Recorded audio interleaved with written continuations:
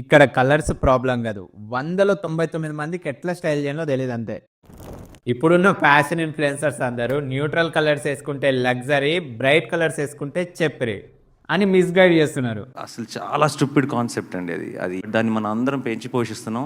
ఆపేయాలి. బట్ వాళ్ళకి తెలియదు ఏంటంటే వెస్టర్న్ కంట్రీస్‌లో neutral colours are luxury. But మన ఇండియాకి వచ్చేస్తే మాత్రం bright, bold colours are luxury. Like indigo blue, madder red, turmeric yellow. కొన్ని వేల సంవత్సరాల నుంచి India was the global centre of bright textile exporter. మీరు హిస్టరీ చూస్తే గుప్తా ఎంపైర్ నుంచి మొఘల్స్ ఎంపైర్ దాకా అన్ని బ్రైట్ సాచురేటెడ్ కలర్సే బాగా కనిపిస్తాయి. మీరు పట్టుకునే ఛత్రపతి శివాజీ మహారాజ్ జెండా కూడా సాఫ్రాన్ కలర్ లో ఉంటది, which represent the courage, strength and sacrifice. ఇలా ప్రతి ఒక్క బ్రైట్ కలర్ కి ఒక స్టోరీ ఉంటది.